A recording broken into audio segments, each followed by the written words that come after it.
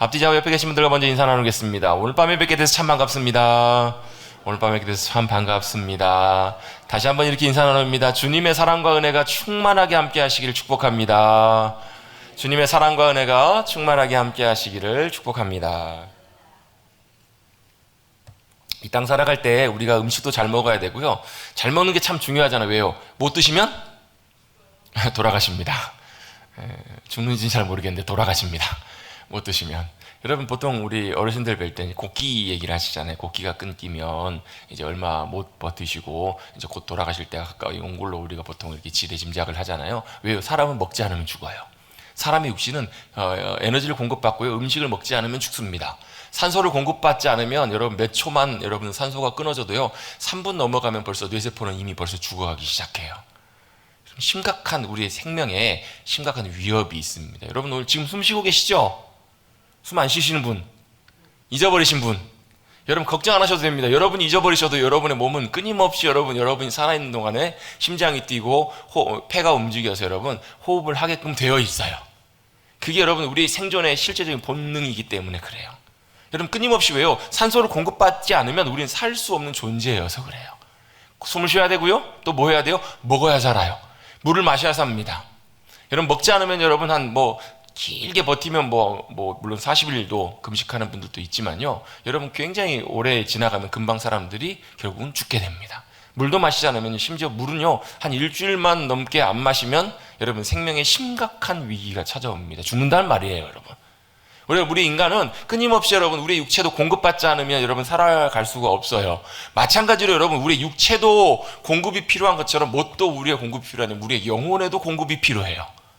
우리의 영혼은 어떻게 공급받을 것인가? 잘 먹는다고 우리의 영혼이 충만해지지 않아요, 여러분. 생명을 공급받지 않는다고요. 우리의 마음과 영혼은요, 여러분 다른 것으로 채워지지 않아요. 뭘로요? 하나님의 사랑과 생명과 은혜가 우리의 심령 속에 부어져야 우리의 영혼이 살아 일어나고 힘을 얻는 거예요.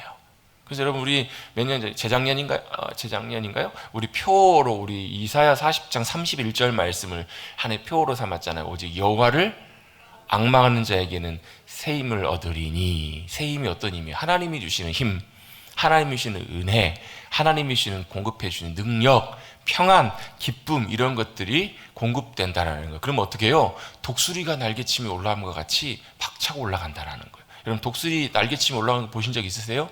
저 영상으로만 봤는데요. 제가 몇 년 전에 한번 동물원에 갔다가 깜짝 화들짝 놀란 적이 한 번 있어요. 왜 놀랐냐면 동물원을 지나가는데 그 이제 옆에 그 독수리 이렇게 담아놓는이 아니죠. 뭐 하는 사육하는 독수리가 이렇게 있는 참 높은 이렇게 위치까지 이렇게 씌워져 있는. 그러니까 이제 그 독수리도 이미 벌써 야생 독수리가 아니라 이제 사육되는 독수리가 돼버린 거죠. 동물원 안에 이렇게 넣어놨으니까. 위에 열어놔버리면 독수리 날아가 버리잖아요. 그래서 위에도 철조망이 다 쳐져 있고 큰 우리 안에 이렇게 독수리 이렇게 돼 있는데 굉장히 큰 아무튼 우리였던 것 같아요. 찾아봐도 독수리가 잘 안 보여요. 저쪽에 어디 앉아있는 것처럼 형상만 뿌옇게 보여요. 아쉬운 마음으로 그냥 그 옆에 있는 건물로 길로 들어와가지고 옆에를 딱 지나가서 옆에를 구경하고 있는데요. 깜짝 놀랐어요. 갑자기 뭐가 바람소리 같은 휙 소리가 나면서요 후두둑 하면서 그 옆에 있는 건물에서 뭐 이렇게 느껴질 만큼 그 옆에 지나가는데 느껴질 만큼 그렇게 아무튼 난리 복속 같은 게 일어났어요. 뭐예요? 독수리가요 날개를 치고 그 옆으로 쑥 날아간 거예요. 근데 이게 독수리가 날아갈 때 일어나는 현상이구나 싶을 정도로요 그 앞에 뭐 이렇게 차단막 같은 게 가로막혀 있는 장벽 같은 게 있었는데도 그게 흔들리고 막 이런 영향이 막 느껴질 만큼 그렇게 독수리가 날아가는 것이 대단하더라고요. 그렇다고요. 독수리가 한번 날개치고 날아가는 것이 보통이 아니더라고요. 그렇기 때문에 여러분 오히려 다른 새들은 크게 바람이 불고 태풍이 오면 보통 일반적으로 피하고 숨는다고 하지만 독수리는 바람이 불어도 어떻게 그 바람을 이용해서 오히려 쑥 날아 올라갈 수 있는 이유가 뭐예요? 새들의 왕이니까. 독수리는 힘이 있기 때문에 그것을 이겨내고 쑥 올라가는 거예요. 여러분 그 힘이 있으면요 오히려 바람이 불고 문제가 생기고 어려움이 찾아오면 어떻게 할 수 있냐면요 맞바람 치고 올라갈 수 있어요. 여러분 하나님이 주신 새 힘이 우리 가운데 부어질 때 우리 앞에 있는 광야와 같은 어려움 또 현실적인 문제와 상황들을 오히려 어떻게 해요? 그것을 뛰어넘는 날아오를 수 있는 놀라운 힘과 은혜로 그것들을 능히 극복하며 승리하는 귀한 믿음의 백성들 우리의 삶이 될 줄로 믿습니다. 어떻게 여호와를 앙망하는 자, 하나님을 사모하고 의지하고 믿음으로 주님 앞에 붙어서 주님 앞에 나아가는 자, 주님 안에 거하는 자에게는요, 그런 독수리가 날개치며 올라온 것 같은 새 힘이 부어진대요. 그래서 어때요? 소년이라도 넘어지고 장정이라도 곤비하고 피곤하고 쓰러지는 그 순간에도 넘어지지 않고 능히 감당하며 이겨낸다는 게 뭐가? 우리의 영혼이. 여러분, 우리 육신은 날로 연약해질 수 있겠지만, 여러분, 우리 사랑하는 주님의 귀한 영혼들은 주님이 주신 새 힘으로 공급해 주시는 은혜와 능력으로 충만하게 채워주셔서 모든 상황 속에서도 매일매일의 감사함과 기쁨으로 주님과 동행하시는 승리하신 삶을 살아가시기를 다시 한번 주님의 이름으로 축복합니다. 뭐가요? 주님의 은혜가, 주님의 사랑이, 주님의 신실하신 그 귀한 놀라운 주님이 채워주시는 귀한 것들이 우리의 심령 속에 채워져야 된다고요. 여러분, 여러분의 영혼은 어떠십니까? 여러분의 영혼은 채워져 있고 만족하시고 여러분의 영혼은 풍성한 귀한 것들로 여러분 배부르십니까? 아니면 여전히 광야 가운데 먹을 것을 찾아 헤매는, 킬리만자로의 표범은 아니지만 여러분, 먹을 걸 찾아 헤매는 여러분 울부짖는 이런 궁핍한 배고픈 여러분 그런 사자와 같이 돌아다니고 계십니까? 여러분, 주님 안에서 주님이 주시는 생명의 귀한 양식, 풍성한 귀한 은혜 귀하게 받아 누리셔서 성령님 안에서 주님이 주시는 영혼의 힘과 능력으로 능히 감당하시고 승리하시는 사랑하는 성도님들 되시기를 간절히 바랍니다. 오늘 아침에 말씀 나누다가 그 말씀을 제가 잠깐 나눈 적이 있어요. 뭘 나눴냐면 사도 바울이 빌립보 교회 성도들 향해서 고백한 빌립보서 이런 내용이 나와요. 내게 능력 주시는 자 안에서 내가 모든 것을 할 수 있습니다. 내가 다 할 수 있는데 내가 할 수 있다가 아니야. I can do it이 아니라고 여러분. 뭐가요? 내게 능력 주시는 자 안에 있을 때, 내가 나의 능력이 되시는 그 주님 안에 있을 때 내가 모든 것을 다 할 수 있는 힘과 능력과 지혜와 귀한 것들을 다 공급받는다는 얘기예요. 여러분, 어떤 일을 만나셨습니까? 여러분 앞에 답이 없는 그런 상황들, 어떻게 이렇게 해야 될지 저렇게 해야 될지 잘 모르는 상황 속에 있으시다면 여러분, 우리가 해야 되는 건 답을 찾으려고 하는 것이 아니라 주님 안에 잠기셔야 돼요. 주님 은혜 가운데 들어가셔야 돼요. 주님 은혜 가운데 거하시고 주님 은혜 가운데 들어가시고 주님 안에 내가 거할 때 뭐가요? 주님이 우리의 답이 되어주시고 주님이 우리의 계획이 되어주시고 주님이 우리의 길이 되어주시고 주님이 우리의 빛이 되어주시고 그것들을 밝히보고 따라갈 수 있는 그 놀라운 은혜의 길들이 그 주님 안에 있을 때 발견되고 보여지고 열려진다라는 거예요. 여러분, 문제의 답을 찾기 전에 여러분 주님을 찾으십시다. 주님 안에 들어가셔서 주님 안에 주시는 놀라운 지혜와 은혜와 풍성한 귀한 것들을 누리시는 사랑하는 성도님들 되시기를 다시 한번 주님의 이름으로 축복합니다. 그게 뭐라고? 그게 믿음의 삶이에요. 그게 주님과 동행하는 귀한 삶이거든요. 그 삶으로 우리가 어떻게 해요? 교회에서만의 우리 그리스도인의 삶이 아니라 우리 삶의 자리로도, 우리의 가정에서도, 우리의 사회에서도, 우리의 직장에서도, 우리의 삶의 자리에서도 그렇게 살아가는 삶, 그게 뭐라고? 그리스도인의 사회생활이라고요. 우리가 지지난주부터 그리스도인의 사회생활, 거창하게 우리 사회생활에 대해서 이렇게 표현했지만 실제로는 뭐예요? 믿음의 삶의 모습들이 어떠한 모습인가, 어떠한 모습이어야 하는가에 대해서 우리 좀 살펴보고 있어요. 아마 이제 이 시리즈를 요걸 몇 주간 해서 아마 올해 말 정도까지 해서 마무리를 하려고 하는데요. 올해 말 마무리하고 제가 돌아보니까요. 작년 올해는 이렇게 성경 공부 형식으로 주제별로 해가지고 쭉 말씀을 나눴어요. 하나님은 누구신가부터 해가지고 인간은 누구인가, 예수님은, 성령님은, 성경은 뭔가 이렇게 쭉 작년에 살펴보고 올해는 거기 좀 더 위에 이제 뒤에 부분들 함께 쭉 2년 가까이 살펴봤어요. 그 전에는 수요일 날 또 뭐 했냐면 임직자 교육을 같이 좀 진행을 했어요. 그래서 우리가 임직자 교육에 필요한 부분들을 그 시리즈를 쭉 살펴보다 보니까 거의 한 3년 가까이, 원래 그 전에는 수요일 날마다 뭘 했냐면 모세오경 강해를 쭉 해왔어요. 그래서 신명기까지 이렇게 말씀을 좀 나누다가 중간에 중단이 됐는데 내년부터는 다시 또 모세오경 돌아가서 우리 신명기 말고 창세기 부분들을 다시 좀 돌아보려고 해요. 왜요? 기초가 제일 중요한 것 같아요. 아무리 봐도. 그래서 성경의 가장 기초적인 창세기부터 해서 하나하나 다시 한번 좀 강해로 살펴보고, 아마 이건 계속 반복될 거예요. 왜요? 이게 각인이 되고 이렇게 잘 정리가 되면 성경에 대한 이런 잘 기초적인 부분들이 잘 이렇게 다뤄지고 준비가 될 수 있기 때문에.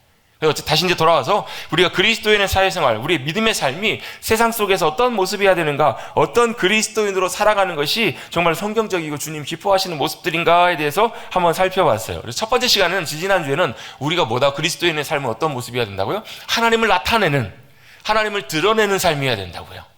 그래서 마치 뭐가요? 모델이 만든, 디자이너가 만든 작품을 입고 나서 패션쇼를 하는 것처럼 모델이 드러나는 것이 아니라 뭐가요? 그 작품이 드러나는 것처럼 우리를 만드시고 우리 가운데 살아 역사하시고 함께 하시는 하나님이, 눈에 보이시지 않는 하나님이 세상 가운데 누구를 통해서, 우리를 통해서, 우리의 삶을 통해서 드러나시게 하는 삶, 그 삶이 바로 뭐라고요? 그리스도인의 삶이고 믿음의 삶이라고요.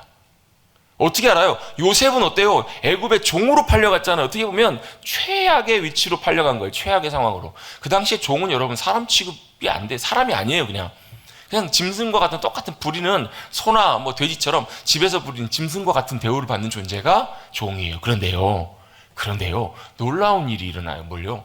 하나님이 누군지도 알지 못하는 이방인들의 애굽 사람들이 요셉을 보면서 뭘 보냐면 하나님이 요셉과 함께하고 계신다는 것을 알게 돼요. 보게 돼요.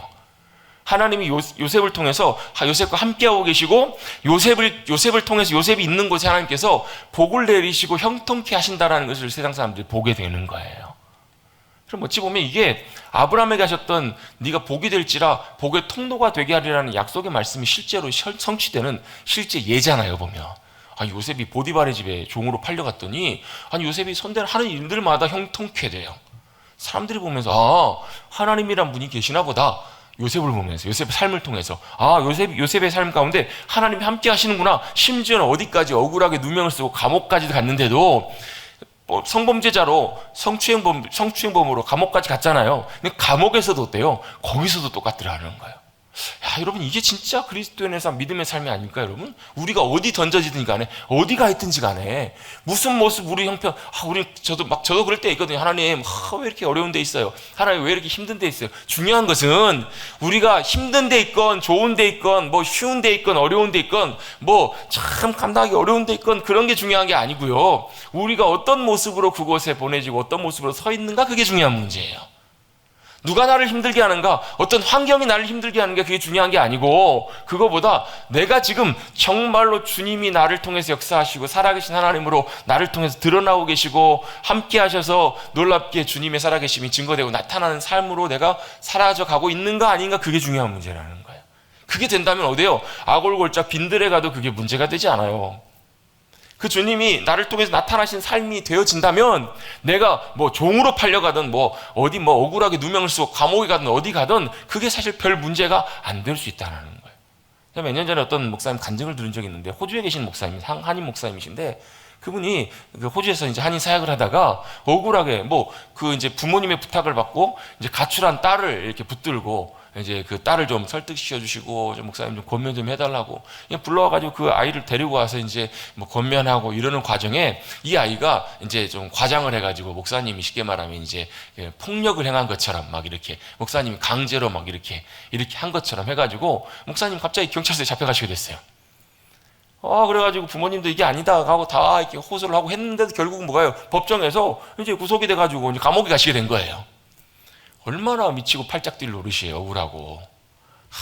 우리나라 감옥도 아니고 외국 감옥에서 그곳에 가서 정말로 마음이 처음에는 막 무너지고 싶지 않더라는 거예요. 근데 이제 마음을 주님 앞에 다시 되돌리고 하나님께 나를 왜 이곳에 보내셨을까? 이렇게 기다리면서 하나님의 은혜를 구하다 보니까 그 이유를 나중에 알게 되겠더라는 거예요. 그곳에서 이제 만나는 사람들을 통해서 하나님께서 놀랍게 역사하시는 걸 경험하게 돼요. 그리고 거기 있었던 소위 그 감옥 안에도 보면 우두머리들 있잖아요. 갱들이나 이런 사람들과 어떻게 연결이 돼가지고요. 그런 사람들에게 복음을 전하게 됐어요. 복음을 전하게 되고 그들에게 놀라운 그 감옥 안에서 임하는 하나님의 나라가 어떤 것인지를 그 목사님이 이제 그곳에서 경험하시게 됐다라는 간증을 들은 적이 있어요. 이건 좀 극단적인 예지만 실제로 그런 일들이 지금도 일어나고 있는 걸 우리는 볼 수 있어요. 그게 바로 뭐라고요? 바로 세상 속에, 사회 속에 살아가는 바로 그리스도인 하나님을 우리의 삶으로 나타내는 것, 하나님이 우리의 삶을 통해 나타나시는 것, 그게 바로 진짜 그리스도인의 사회생활의 가장 중요한 부분 중에 하나라는 거예요. 여러분, 우리가 교회 밖을 나가서, 교회 문을 나가서 여러분 세상 가운데 살아갈 때 저와 여러분의 삶을 통해서 하나님의 살아계심과 함께 하심이 온전하게 드러나고 증거되고 보여줄 수 있는 그런 귀한 믿음의 삶을 살아가시는 우리 모두가 되시기를 주님의 이름으로 축복합니다. 아멘? 왜 아멘을 안 하세요? 왜요? 그게 여러분 쉬운 건 아니거든요. 뭐가 필요해요? 주님의 은혜와 도우심이 필요해요. 다만 그게 우리가 가야 될 모습이구나, 그게 정말 주님이 원하시는 또 성경에 말씀하시는 그 모습들이구나, 그런 것들을 우리가 잘 마음에 새기고 기억할 필요가 있다는 거예요. 어차피 주님이 도와주셔야 가능해요. 자, 두 번째로 우리 지난주에는 그럼 또 두 번째로 그리스도인의 삶, 세상에서 그리스도인의 삶은 어떤 모습이어야 되는가, 뭐하는 삶이라고요? 실제 우리의 삶을 보여줄 수 있는 그런 모습이었나요? 우리 삶을 오픈해서 보여주는 거예요. 뭘 보여주기 위해서요? 진짜 이게 믿음의 삶이에요.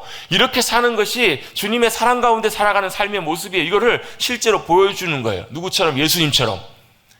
여러분, 세례요한을 통해서 예수님에 대해 소개받은 예수님을 따르기를 원하는 제자들 둘이 예수님 어떻게 사세요? 어디 사세요? 라고 물을 때 예수님 뭐라고 말씀하셨다고요? 와서 보라, 이렇게 말씀하셨어요. 뭘 보여주신 거예요? 예수님이 거하고 계신 곳, 예수님이 생활하고 계신 곳, 예수님의 삶의 자리를 직접 초대해서 보여주시면서 여러분 집이 몇 평이고, 여러분 예수님이 무슨 살림살이를 살고 계시고, 이게 중요한 게 아니었다고요. 여러분, 뭘요? 실제 삶의 자리에서 초대해서 보여주는 거예요. 이게 삶이라고, 이게 바로 믿음의 삶이라고. 그것이 마찬가지로 예수님이 그러셨던 것처럼 우리 그리스도인의 삶도 그러해야 될 필요가 있다라는 거예요. 내 삶을 마치 진열장처럼 보여주는 거예요. 이게 진짜 믿음의 삶이고, 이게 정말 사랑으로 사랑하는 그 사랑의 공동체의 삶이고, 이게 바로 믿음의 가정의 모습들이고, 이걸 보여줄 수 있는 귀한 믿음의 가정, 믿음의 귀한 삶, 이게 바로 그리스도인들의 사회생활의 귀한 모습들이라는 거예요. 여러분, 우리의 삶을 여러분 다 주님처럼 오픈해서 보여줄 수 있는 여러분, 저와 여러분의 복된 삶이 되시기를 간절히 주님의 이름으로 축복합니다. 아마 이렇게 나누면 아멘을 두 분밖에 안 하셨어요. 왜 그런 줄 알아요? 보여주기가 참 부끄러우니까, 쉽지가 않으니까.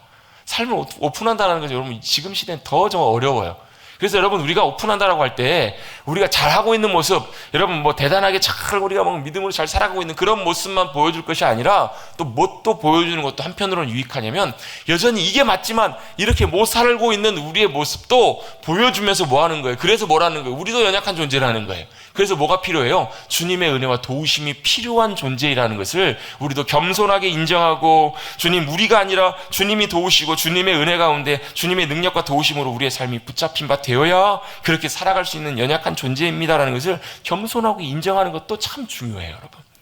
여러분 잘하려고 하지 마시고, 여러분 있는 그대로의 모습을 보이면서 하나님의 은혜와 도우심을 구하시는 우리 사랑하는 성도님들, 우리 모두가 되시기를 간절히 바랍니다.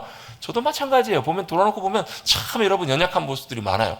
세상에서는 당연히 이걸 감추고 여러분 보호해야 돼요. 안 드러나게 여러분 잘 꼼쳐야 돼요. 여러분 안 들켜야 된다고요. 근데 어때요? 믿음의 삶의 모습은요, 내 연약한 모습, 부족한 모습들도 하나님 앞에서 온전하게 인정하고 드리고, 또 세상 앞에서도요, 내 잘하는 모습만 드러내는 것이 아니라 여전히 못나고 실패하고. 그래서 제가 설교해 보면요, 성도님들이 제가 이렇게 하고 잘 해갖고 믿음으로 이런 승리를 경험했습니다, 이거보다 그렇더라고요. 대부분 보면 실패하고 더 넘어지고 잘못하고 실수한 거 얘기하면 더 좋아하시더라고요.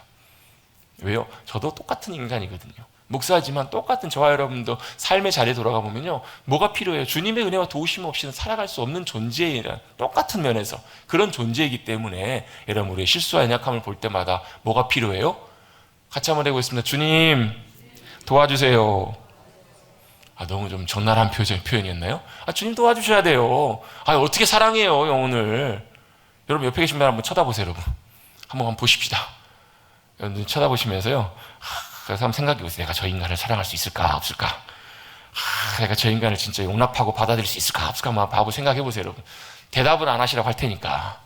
되실 것 같으세요? 여러분 생각보다 쉽지 않아요. 여러분 생각보다 참 어려워요. 뭐가요? 주님의 도우심과 은혜, 주님의 능력과 역사하심으로 우리 가운데 주님이 함께 해주시고 도와주셔야 그게 가능한 거예요. 왜? 그렇게 우리가 연약하고 부족한 존재들이니까. 그것도 때때로 오픈하고 보여줄 수 있는 것, 그게 바로 우리의 믿음의 삶의 오픈이기 때문에 그래요. 여러분 세상을 향해서 우리의 연약한 모습이지만 우리의 삶을 오픈하고 그 가운데 도우시고 역사하시는 하나님의 놀라운 행하심과 우리의 삶의 열매들을 귀하게 보여줄 수 있는, 세상을 향해서 증거하고 보여줄 수 있는 우리 사랑하는 성도님들의 복된 삶이 되시기를 다시 한번 주님의 이름으로 축복합니다. 아멘. 우리의 삶은 보여줄 수 있는 삶이어야 된다고요. 와서 보라, 와서 보십시오. 뭘요? 나와 함께 하시는 주님을, 나를 통해서 역사하시는 그 주님을 우리가 증거하고 보여줄 수 있는 또 복된 삶이 되시기를 간절히 바랍니다. 오늘은 세 번째로, 우리 그리스도인의 삶은 세상에서, 사회에서 어떤 삶이어야 되는가, 세 번째로 한번 살펴볼 내용들은 어떤 내용이냐면, 같이 한번 고백해 보겠습니다. 하나님의 손과 발이 되는 삶이어야 합니다. 뭐라고요? 하나님의 손과 발이 되는 삶이어야 된다고요. 세상 가운데, 세상에 살아갈 때 우리는 뭐가 되냐면 하나님의 손과 발이 되셔야 돼요. 그 이유가 뭘까요? 우리가 주님의 손과 발이 되어야 되는 이유, 물론 하나님은 영이시기 때문에 하나님은 어떤 형체나 모습이나 우리 사람 같은 그런 모습이 있는 분이 아니세요. 그래서 뭐가요? 대부분 하나님의 역사하심들을 보면요, 하나님은 어떻게 역사하시고 일하시는가? 사람을 통해서 일하신다라는 거예요. 왜요? 그 사람이 누구기 때문에? 하나님의 파트너십이에요. 파트너십. 하나님과의 동역자로 하나님께서 우리를 세우시고 부르셨다라는 거예요. 여러분, 이게 얼마나 감격스럽고 귀한 특권이고 은혜인지 몰라요, 여러분. 하나님께서 인간 아담을 만드실 때 왜 만드셨을까? 하나님이 사랑하셔서 사랑하실 대상으로 우리 인간을 만드셨어요. 그래서 함께 하셨어요. 에덴 동산에서 함께 거니시면서 함께 사셨다고, 사랑하셨으니까. 그리고 또 뭘 하셨냐면요, 이 땅에 하나님의 창조의 일들을 만드시고 나서 아담에게 그런 명령을 하세요. 너는 이 땅에서 뭐 하라고요? 하나님의 나라를, 하나님께서 세우신 질서와 하나님이 이루신 것들을 뭐 하라고요? 지키고 보존하고 그대로 경작하라는 말은 섬기다라는 말이에요. 섬기다. 예배한다라는 말도 의미도 있지만, 섬기라는 말은 무슨 얘기냐면 자기가 새로운 걸 하라는 것이 아니고 하나님이 만들어 놓으신 창조의 질서를 그대로 돌아가게 하라는 거예요. 유지시키라는 거예요. 그대로 돌아갈 수 있도록. 왜? 그렇게만 돌아가면 부족한 것이 없기 때문에. 왜? 하나님이 완전히 완성해 놓으셨으니까. 인간이 할 수 없는 창조의 놀라운 역사를 주님이 행하셨잖아요. 그럼 우리는 뭐만 하면 돼요? 하나님 말씀하신 대로 그게 그대로 잘 돌아갈 수 있게끔만 하면 되는 거예요. 그게 아담의 역할이었어요. 그렇게 명령하셨어요. 뭐가? 죄가 들어오기 전까지. 죄가 들어와서 그 모든 질서를 다 깨트려버리고 그 하나님과의 인간과의 관계도 깨질 뿐만 아니라요, 모든 것이 다 엉망이 돼버렸어요. 뒤죽박죽 됐어요. 그게 여러분 우리가 지금 살고 있는 현실이고 사회예요. 세상이에요. 어둠이 역사하고요, 모든 것들이 가장 여러분 암울하고 답답하고 이렇게 현실이 이런 이유는 바로 뭐예요? 하나님이 그러셔서가 아니라 하나님의 질서와 하나님의 역사하심들이 다 깨어져 버렸기 때문에 이런 거예요. 그래서 뭐예요? 서로 미워하고 서로 상처를 주고 서로 싸우고 다툼을 주고, 이게 다 어디서부터 온 거예요? 우리 욥기 요즘 새벽마다 지난달부터 욥기 살펴보고 있잖아요. 욥이 그렇게 하나님 앞에 한탄해요. 하나님 앞에 원망하면서 하나님 앞에 따져요. 도대체 하나님, 나는 아무리 생각해봐도 내가 하나님 앞에 이렇게 잘못한 게 없는데 왜 하나님께서 나를 이렇게 괴롭게 하시고 밤마다 너무 괴로워서 뼈가 아파서 잠을 못 잘 만큼 그렇게 나를 하나님께서 괴롭게 하시고 힘들게 하시냐고. 근데 여러분, 오늘도 제가 아침에 잠깐 그 부분 설명을 드렸지만 하나님이 그러신 거예요? 아니요. 사단이 시비를 걸었잖아요. 사단이 와서 참소해. 사단의 이름의 뜻은 뭐냐면요, 참소하는 자라는 말이에요. 참소한다는 말이 무슨 말이에요? 고발한다라는 고발. 사단은 끊임없이 고발해요. 끊임없이 고발하고 이간질 시킨다고. 그 디아블로스라는 말이 그런 말이거든요. 예, 뭐 마귀 이런 뜻이, 그런 뜻이 있는데 계속 와서 하나님 앞에 따져요. 하나님이, 사탄이 이제 막 여기저기 돌아보고 왔다고 하니까 하나님이 누구를 얘기하세요? 욥을 봤냐는 거예요. 근데 사랑하는 종 나의 욥을 봤냐고. 아니, 속으로 그래요. 아니, 하나님 욥 자랑만 하셨으면 욥이 이렇게 어려우면 안 당할 텐데. 어때요? 욥처럼 하나님을 경외하고 온전하여 죄악을 버리고 하나님을 경외하며 하나님을 따라가는, 하나님의 기쁨이 되는 그런 존재들이 있냐는 거예요. 죄를 버리고 주님 따라가는, 순전한 마음으로 온전하게 주님 따라가는, 주님을 경외하는 그런 사람이 봤냐는 거예요. 그랬더니 사단이 뭐라고 그래요? 하나님이 다 잘해주시고 모든 걸 부족한 것이 다 채워주시니까 그렇죠. 그거 다 가져가 보세요. 하나님 원망할걸요? 그랬더니 하나님 뭐라고 그러세요? 그래 해봐라. 그랬더니 어떻게 돼요? 실제로 하루아침에 여러분 재산을 다 잃고요, 하루아침에 10명의 자녀를 한순간에 다 잃어요. 여러분, 자식 하나 잃어도 여러분 가슴에 자식을 묻어야 되는데 여러분 10명의 자식을 한꺼번에 잃었다? 여러분, 이건 뭐 우리 역사 가운데 사실 찾아보기도 쉽지 않은 일이지만 한순간에 하루아침에 한 사건을 통해서 한 사고로 한꺼번에 자식을 10명을 다 잃었다? 이건 아마 욥 입장에서 보면 숨쉬기 어려울 만큼 고통스러운 일이었을 거예요. 그가 만나는 일들이요, 그렇게 고통스러움에도 불구하고 그 하나님을 원망하지 않아요. 그 하나님 앞에서 불평하고 범죄하지 않아요. 그랬더니 사단이 또 한 번 와가지고 뭐라 그래요? 에이, 하나님 건강을 안 건드리시니까 그렇지, 몸이 건강하니까 그렇지, 몸도 한번 아프면 하나님 원망하고 하나님 떠날 거려? 하나님 저주할 거려? 그래? 그럼 한번 해봐라. 근데 다만 뭐 하라고요? 생명은 건들지 말라고. 왜요? 그 모든 일을 하나님께서 보고 계시고 주관하고 계신다는 의미거든요. 그래서 머리끝부터 발끝까지 안 아픈 데가 없어요. 성한 데가 없어요. 여러분, 이 가운데서도 머리끝부터 발끝까지 안 아프신 데가 없는 분들이 계시죠? 걸어다니는 종합병원 있으니까 아마 욥이 당하는 고통과 아픔과는 비교도 안 될 거예요. 잠을 잘 수 없을 만큼 머리끝부터 발끝까지 너무 고통스럽고 괴로워서 너무너무 힘든 그 상황 속에서도 욥이 뭐예요? 하나님께 범죄하지 않아요. 입술로 말로 범죄하지 않아요. 그런데 거기까지는 좋았는데 욥이 당하는 고통과 아픔이 너무너무 괴로워서 커서 뭘 하는 거예요? 하나님 앞에 마치 투정을 부리고 있는 거예요. 하나님, 아무리 생각해봐도 내가 잘못한 게 이렇게 벌을 받아야 돼, 이렇게 고통을 당해야 되는 이유를 모르겠다, 이유라도 좀 설명해 주시면 제가 용납하겠다고. 근데 하나님 뭐 하세요? 아무 말씀을 안 하세요. 침묵하세요. 여러분, 침묵하신다는 말은요, 하나님이 우리를 버리신다는 얘기가 아니에요. 기다리신단 말이에요. 보고 계신단 말이에요. 여러분, 하나님이 침묵하셨다고 해서 여러분 너무 낙심하지 마세요. 하나님 그럼에도 불구하고 다 보고 계시고 듣고 계세요. 욥의 그 상황들을 다 듣고 계시고 알고 계세요. 욥이 따져요. 하나님 왜 그래요? 왜 이유 없이 나를 이렇게 고통스럽게 괴롭게 만드세요? 왜요? 욥이 믿는 믿음이 이유 있는 믿음이 아니라 이유 없어도 아무런 까닭이 없어도 하나님 때문에 믿는 믿음인 거를 주님은 보기를 원하셨기 때문에 그런 거잖아요. 사실 보면. 그게 바로 욥기의 중요한 내용들이에요. 하나님께서 욥을 통해서 그런 부분들을 보여가시고 역사해 가기 원하셨다고요. 그러면서 중요한 게 뭐냐면 욥이 당하는 고통이나 아픔이나 욥이 제기하는 문제 있어요. 무슨 문제예요? 아니 하나님은 공의 하나님이시라고 하면서 하나님은 모든 걸 주관하신다고 하면서 왜 그렇게 악인들이 잘 되고 악한 것들이 득세하고 오히려 악한 이들이 발 뻗고 자고 편안하게 죽을 때까지 살다가 죽고 오히려 그 후손들까지 잘 되는 그 역사를 내가 봐야 합니까? 하나님 진짜 하나님이세요? 하나님 진짜 공의 하나님이세요? 라고 욥이 따지는 장면들이 여러 번 반복되는 것을 보게 돼요. 그 이유가 뭐예요? 하나님이 문제 있어서가 아니라 이 땅이 뭐가요? 악이 창궐하고 있기 때문에 그런 거예요.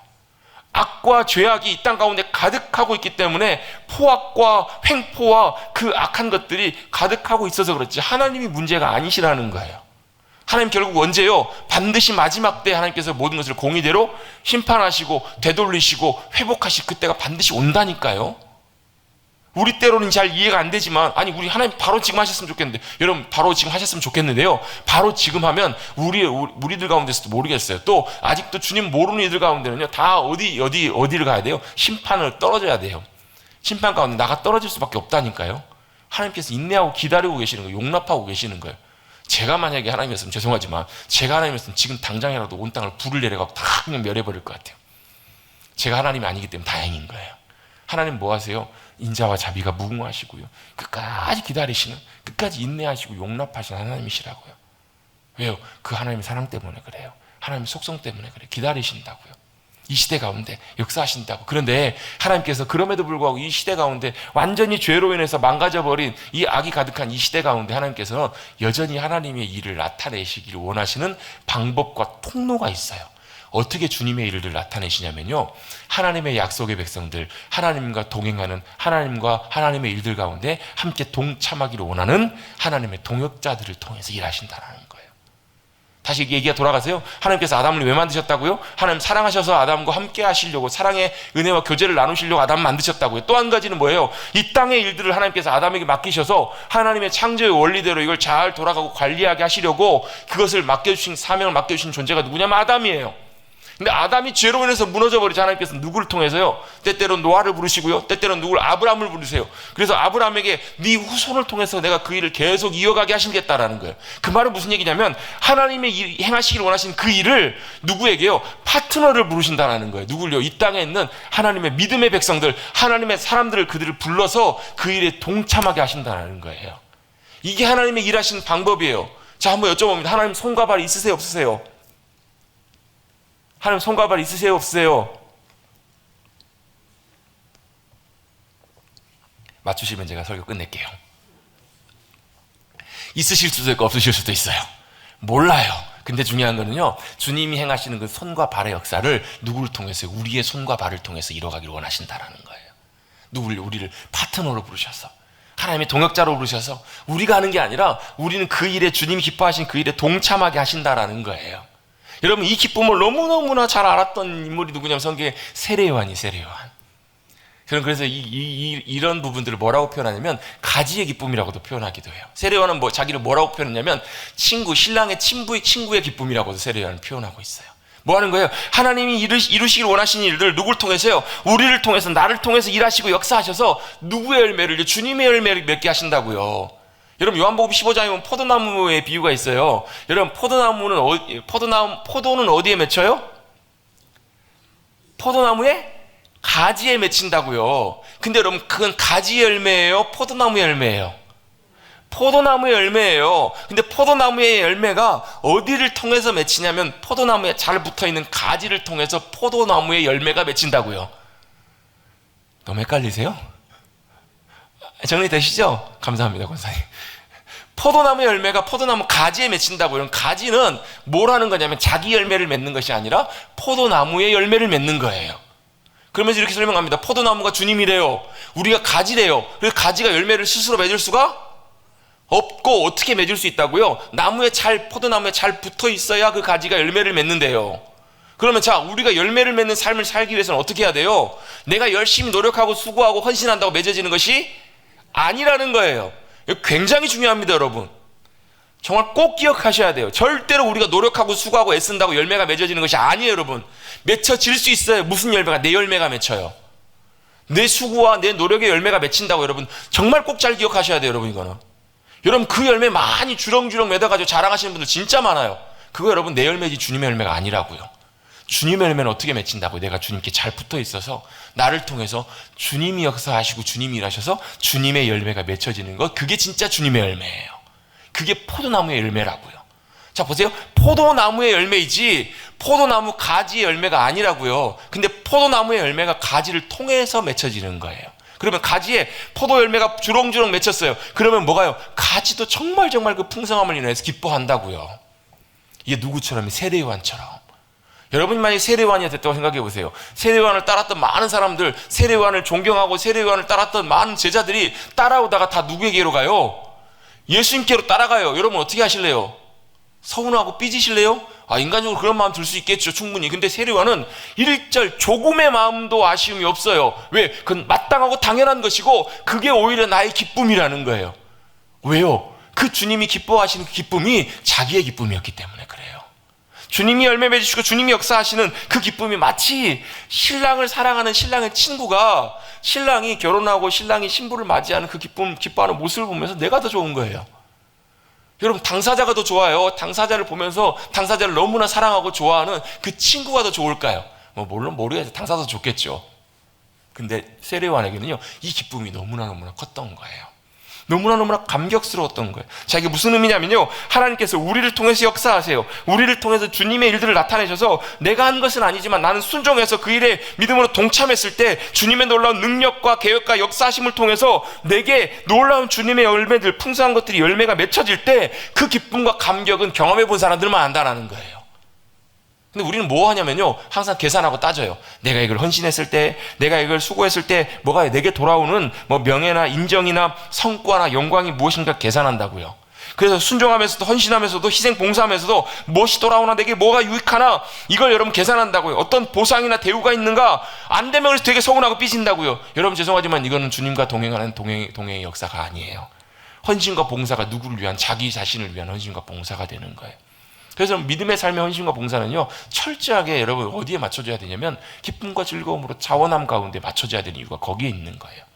보상과 대가가 아니에요. 그건 여러분 주님이 주시면 감사하지만 안 주셔도 여러분 전혀 상관이 없다. 거기에 우리의 마음과 관심이 가 있으면 안 된다고. 여러분 오히려 그렇게 하는 것이 교회에서는 훨씬 쉬워요. 자, 이거 열심히 봉사하시면 하나님이 복 주십니다. 이거 여러분 헌신하시면 주님이 갑절로 갚으십니다. 여러분 이게 훨씬 쉽다니까요. 이렇게 가르치고 여러분 이렇게 세워가는 게 훨씬 간단하고 쉬워요, 여러분. 그래 어떻게 그거 안 하면 하나님께서 벌 주십니다. 협박반, 강요반 해가지고 막 이렇게 조정해갖고 하는 게 훨씬 쉬워요. 여러분 그건 죄송하지만 하나님 일하시는 방법은 아니에요. 하나님은 뭐예요? 동역자로 우리를 부르세요. 하나님이 역사하실 하나님의 손과 발이 우리의 손과 발을 통해서 주님이 역사하기를 나타내기를 원하신다고요, 여러분. 여러분 그 감격과 기쁨을 아는 사람들은요, 주님이 우리의 손과 발을 통해서 주님의 일을 행하심 그 자체만으로도 얼마나 크고 감격스럽고 영광이고 만족이고 기쁨인지 모른다고. 여러분 그 기쁨을 아세요? 여러분 그 풍성함과 그 영광과 그 귀한 감격이 어떤 것인지를 아시냐고. 여러분 그런 거예요. 최근에도 여러분 저도 몇 번 소개한 적이 있는데요, 몇 번 그런 뉴스를 봤어요. 누가 갑자기 쓰러졌어요. 지나가던 간호사분이 심폐소생술을 해가지고 의식이 돌아왔어요. 119 왔을 때 의식이 어느 정도 회복됐어요. 근데 소리 소문 없이 사라져버린 거예요. 그 살아난 사람은 너무너무 감사해서 감사를 표현하고 싶은데 누가 자기를 그렇게 했는지 잘 몰라요. 수소문에서 찾아요. 아주 간신히 해갖고 CCTV를 해갖고 찾아냈더니 뭐라 그래요? 난 마땅히 할 걸 했는데요. 당신 살아나셨으니까 참 감사합니다. 좋습니다. 그냥 그 자체만으로도 그 사람에게 뭐가 되는 거예요? 의미가 되고 감격이 되고 기쁨이 되는 거예요. 살아주셔서 감사합니다. 이게 되는 거예요, 여러분. 왜? 그 일 자체가 당연하고 마땅하고 해야 될 일이었기 때문에 그냥 그렇게 한 거예요. 어떤 보상이나 대가와 감사, 인사를 받기 위해서 그런 것이 하는 것이 아니라 그걸 하는 것만으로, 그래서 그 사람이 살아나는 것만으로도 그 사람에게는 그것만으로 큰 기쁨이고 그것이 의미 있는 그런 행동과 유익한 것들이 된 거라는 얘기예요. 여러분 우리에게 돌아오는 것이 없어도 하나님께서 여러분 우리를 통해서 일하시고 역사하신 그것만으로도 여러분 우리는 말할 수 없는 감격과 은혜와 기쁨들을 누릴 수 있는 거예요. 제가 그런 고민을 한 적이 있거든요. 왜 세상에 이렇게 힘든 사람들이 많을까? 세상에서 왜 이렇게 어려움 가운데 가슴 아픈 이야기들, 너무 힘든 사람들이 왜 이렇게 많을까? 저는 참 그런 걸 잘 못 봐요. 왜냐면 보면 제가 마음이 참 너무 안 좋아요. 마음이 저도 너무 힘들고, 또 그래서 할 수 있는 것이 많지 않은 것 같아서 마음이 더 답답하고 막 그래요. 근데 그런 생각, 그런 답을, 그런 마음이 든 적이 있어요. 그런 어려움들을 만난 사람들이 이 세상에 많은 이유는요, 이유가 있더라고. 하나님의 이유가 있더라고. 왜 그런가? 하나님이 그들을 위로하실 때, 그들을 도우시고 그들을 일으켜 세우실 때 누굴 통해서요? 하나님의 동역자들의 손과 발을 통해서 세워가기를 원하시더라는 거예요. 그들이 죽어갈 때, 그들이 고통 가운데 신음할 때 그들의 신음소리를 듣고 그들을 위로하고 그들을 하나님의 사랑으로 붙잡아줄 하나님의 손과 발, 그들이 바로 누구라고요? 우리들이 되기를 주님이 원하시기 때문에 그런 거예요. 그때 여러분 그 누리는 감격과 기쁨이 여러분 얼마나 큰지, 여러분 우리가 그 감격과 기쁨, 그 감격들을 누릴 수 있는 사랑하는 성도님들 되시기를 주님 여러분 축복합니다. 제가 종종 자주 소개하는 그 교회에 있어요. 여러분도 아마 이름만 대면 알만한 그런 교회인데요. 저도 지금도 가끔 한 번씩 종종 한번 들어가 봐요. 왜냐하면 거기 들어가면 감동이 있어요. 무슨 감동이냐면 거기서 그 교회와 목사님 또 여러 사역들을 통해서 많은 이들이 뭐 이름 가명으로 나온 경우들이 많지만요, 정말 어려운 가운데 절박한 상황 속에서 연결이 되어서 하나님께서 그 교회를 통해서 그들의 피로를 채우시고 그들을 사랑으로 위로하게 하시는 그런 역사들, 그런 귀한 일들이 자주 그런 교회를 통해 일어나기 때문에 그래요. 얼마나 열심히 찾아다니는지. 그 교회가 이제 저희 교회하고 딱 창립 연도가 똑같아요. 딱 31년 된 교회예요. 근데 그 교회는 딱 창립된 그 순간부터 교회 건물보다도 사람 세우는 일들에 우리가 좀 집중합시다 해가지고 사람들을 많이 이렇게 훈련시키고 세우는 일들에, 그리고 또 뭐 했냐면 그 원칙 중에 하나가 뭐냐면 한 주의 재정에 100만 원 이상을 무조건 남기지 않는다고. 그 교회는 벌써 이제 개척한 지 뭐 몇 년 되지 않아서 한 10년쯤 됐을 때 제가 그때 얼핏 봤을 때 그 예산이 적지 않은 예산이었거든요. 한 주에 뭐 이렇게 그때 통계를 봤을 때 한 주 뭐 예산이 보통 한 3천만 원이 넘는, 그랬어요. 그러면 한 주 안에 3천만 원 넘는 돈을 다 써야 돼요. 근데 막 우리 먹고 자기 이렇게 쓰는 게 아니라 뭐 하는 거예요? 필요에 의해서 필요한 곳에 그걸 보내는 거, 하나님께서 원하시는 곳에 보내는 거예요. 뭐 예를 들면 어려움 가운데 있는 가정, 또 정말로 극심한 심각한 위기 가운데 있는 가정, 때때로 어떨 때는 뭐 개척교회, 때때로 어떨 때는 막 그런 어려움을 만난 이들 가운데 그것들을 계속 흘려보내는 거예요. 어떤 신학교 신학생들을 위한 장학금, 여러 가지로. 여러분 그게 쉬운 것 같은데 여러분 한 주 매주 그렇게 하기가 정말 쉽지 않아. 찾아다녀야 돼요. 정말 열심히 기도하면서 구해야만 그게 가능한 일이었거든요. 그렇게 그 재정의 원칙을 따라서 지금껏 계속 세계 곳곳에 방방곡곡을 다니면서 어려운 가운데 있는 이들을 위해서 찾아가고 섬기는 그런 일들을 지금도 해요. 근데요, 그렇게 하면서도 목사님과 성도님들이 얼마나 좋아하고 기뻐하는지 몰라요. 그런 일을 나눌 때마다, 그런 일들을 행할 때마다 박수치면서 같이 즐거워해요. 왜? 그게 하나님께서 자신들을 통해, 자신들의 손과 발을 통해서 역사하시고 일하신 하나님의 역사하심이었기 때문에 그래요.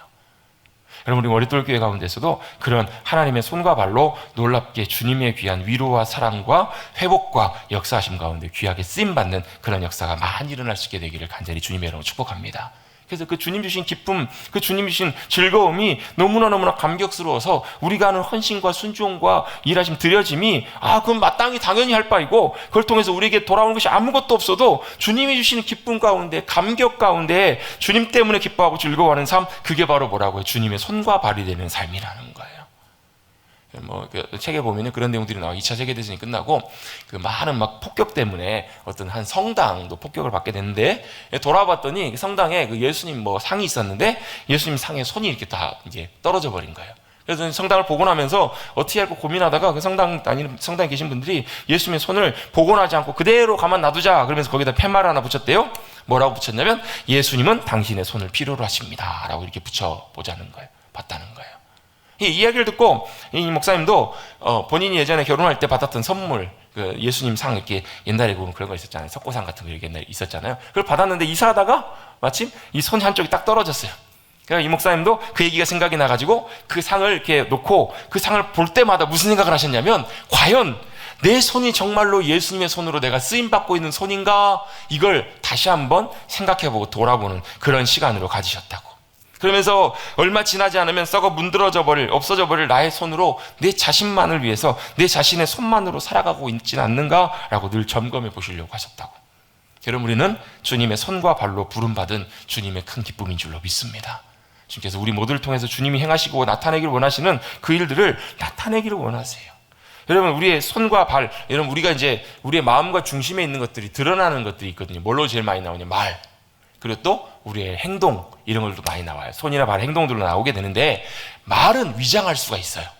말은 우리의 마음속에 다른 것들이 있어도 다른 말을 할 수 있다고요. 근데 실제 우리의 손과 발로 행하는 우리의 행동과 삶은, 이건 여러분 참 거짓말하기가 쉽지가 않아요. 그건 거의 대부분 본심과 본 모습들이 나오는 경우들이 참 많아요. 거의 대부분. 말은 위장할 수 있지만 손과 발은 남는다고요. 여러분, 그 성경에 보면 재밌는 사건이 하나 있어요. 그 아합의 아내가 누구였죠? 아합의 아내? 이세벨입니다. 이세벨이 대단한 우상 숭배자예요. 바알 신의 아주 대단한 우상 숭배자인데요. 하나님께서 누구를 통해서? 엘리야를 통해서 아합과 이세벨에 대한 하나님의 심판과 경고의 메시지를 예언하시게 하신 적이 있어요. 그 예언의 내용들대로 이세벨이 그대로 돼요. 예후가 반란을 일으켜가지고, 그리고 나서 이제 성으로 돌아와서 이제 내 편에 우리 편에 설 자가 누군가 해가지고 두 사람 넷이가 내다봐가지고 이세벨을 던져버려요. 그러니까 죽여요. 이세벨이 그 자리에 즉사합니다. 그리고 나서 성에 들어가가지고 잔치를 하다 보니까 그래도 왕족이었는데 장사는 치러져야 되지 않겠나라는 생각이 들어가지고 가서 시신을 수습해보라고 사람을 보냈더니 이미 개들이 와가지고 시신을 다 뜯어먹고 뭐만 남았어요? 두개골과 손과 발만 남은 거예요. 손바닥과 발만. 그대로 엘리야를 통해서 예언하신 그대로, 그 모습 그대로 이제 마지막 최후를 이세벨이 맞이하게 돼요. 근데 재밌는 게요, 뭐만 남았다고요? 두개골하고 손과 발만 남았다고요. 이 사건이 여러분 보여주는 것이 뭘 상징하고 의미할까요? 좀 상징적인 의미로 좀 유추해서 놓고 보면요, 우리의 인생이 맞춰졌을 때도 우리의 삶에서 마지막 남는 것은 뭐만 남냐면 우리의 손과 발로 행한 그 일들만 그대로 남을 거라는 얘기예요. 악행을 행하며 악 가운데 그의 삶을 다 보냈던 이세벨은요, 결국 뭐만요? 하나님의 심판 가운데 다 소멸돼 버리고 없어져 버린 그의 손과 발만 남았더라는 거예요. 반대입니다. 오늘 본문에 보면 아론과 아론의 아들들을 하나님께 제사장으로 세우는 위임식 장면이 나와요. 근데요, 위임식을 하면서 하나님 앞에 제사를 드리는데, 지금으로 말하면 예배를 드리는데요, 모세에게 하나님께서 이렇게 말씀을 하세요.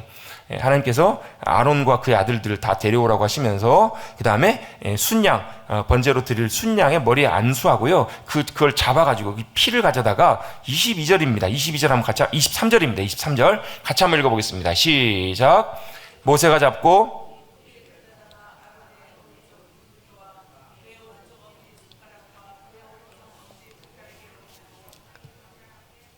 아멘. 자, 모세가요, 그 양의 피를 가져다가 아론의 오른쪽 귓불이, 여기 오른쪽 귓불이, 여기요, 귓불이, 그리고 오른쪽 엄지손가락, 그리고 오른쪽 엄지발가락에 발라요. 또 그 아들들에게도 똑같이 그렇게 하고 나머지 피는 제단 사방에다 다 뿌립니다.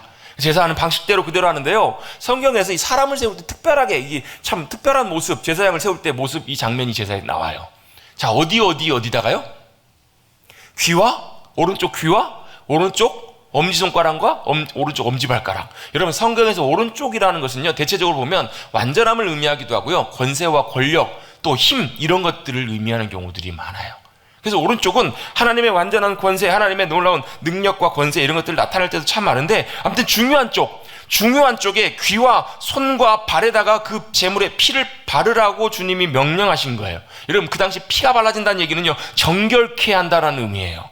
귀와 손과 발을 정결케 해서 그 제사장들이 듣는 귀를 주님께서 씻어주시고 정결케 해주시고, 들어야 될 것들을 듣게 하시고, 그들이 행하는 손과 발을 주님께서 정결케 하셔서 뭐예요? 주님이 원하시는, 기뻐하시는 정결한 이들 가운데 주님께 쓰임받는 손과 발이 되라는 거예요. 그것들이 의미하는 중요한 상징적인 의미가 바로 이 사건, 이 제사의 모습 가운데 있다라는 거예요. 이런 바로 제사장들은 그 당시에 주님께서 부르신 제사장들이, 그럼 우리는 제사장 아닌데요? 예, 그럴 것 같은데 저와 여러분 우리 모두도 거룩하게 부르심을 받은 영적인 제사장들이에요.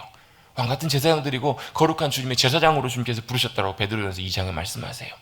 여러분, 우리도 똑같이 주님의 부르심 받은 주님의 귀한 백성이고 제사장 역할을 감당하는 사람들이라면 당연지사 우리도 뭐가요? 우리의 귓불이에도, 우리의 엄지손가락에도, 우리의 엄지발가락에도 뭐가요? 피가 묻었다고. 어린 양의 피가요, 어린 양 예수 그리스도의 보혈의 피가 우리의 귀와 우리의 손과 발에 발라져 있는 것이 정상이라고요.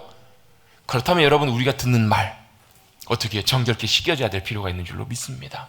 우리의 손, 우리의 발, 여러분, 그것이 정결하게 씻겨지고 새롭게 되어서요, 뭐가요? 그것이 주님 기뻐하시는 주님의 일들 가운데 놀랍게 쓰임받아야 된다는 것, 여러분, 우리가 그걸 꼭 기억해야 될 줄로 믿습니다. 여러분, 주님이 우리의 손과 발을 보신다는 말은요, 우리 손이 얼마나 예쁜가, 발이 얼마나 잘생겼는가, 그걸 보신다는 말이 아니에요. 여러분, 성경에 보면 복음 전하는 이의 발이 얼마나 아름다운가, 그게 뭘 의미해요, 여러분? 그 발이 무엇을 행하는가, 그의 손이 무엇을 행하는가, 그걸 주님이 보시고 기뻐하시고 즐거워하신다라는 말이에요. 여러분들도 똑같이 주님의 여러분 피가, 여러분, 예수님 여러분 십자가에 못 박히실 때 어디와 어디에 못이 박히세요? 손과 발에 못이 박히시잖아요. 뭘 위해서요? 저와 여러분의 손과 발을 위해서. 여러분, 머리에 가시면류관 시키셔서 그 피가 귓볼을 타고 아마 온몸에 흘러내렸을 것이고요. 예수님의 손과 발에 박혀있는 못, 그것을 통해서 흘러내린 그 피가 여러분, 저와 여러분의 귀와 손과 발을 정결케 하시기 위해서 예수님께서 십자가에 못 박히신 거 아닐까요?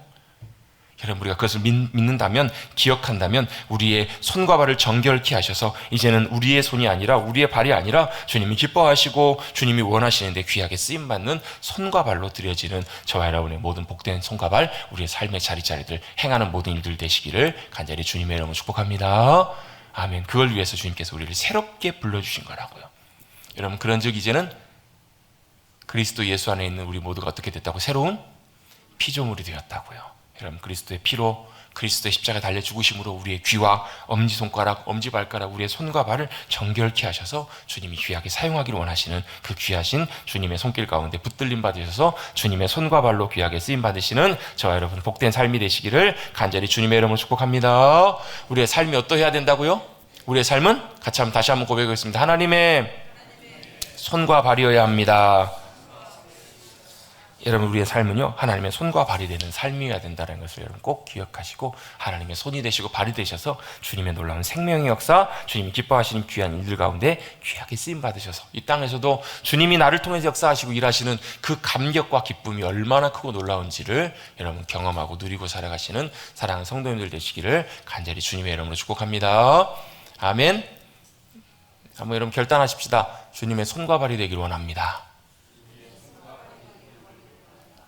믿음으로 결단하십시다. 지금까지 여러분 어떤 모습, 어떤 삶으로 여러분의 손과 발이 사용되어 왔든지 그것과 상관없이 오늘 말씀을 듣고, 제가 사실 이 부분들은 예전에도 몇 번 함께 나눈 적이 있는데요, 다시 한번 오늘 이 밤에 주님 우리의 보혈로 새롭게 해주신 우리의 귀와 손과 발이 주님 앞에 온전하게 쓰임받는 그런 귀한 손과 발, 우리의 귀가 되기를 원합니다. 다시 한번 믿음으로 결단하셔서 주님이 우리를 통해서 역사하시는, 주님이 우리를 통해서 놀라운 생명과 놀라운 사랑의 역사 가운데 우리를 통해서 일하시는 귀한 은혜를 경험하시는 복된 저와 여러분 우리 모두가 되시기를 다시 한번 주님의 이름으로 축복합니다.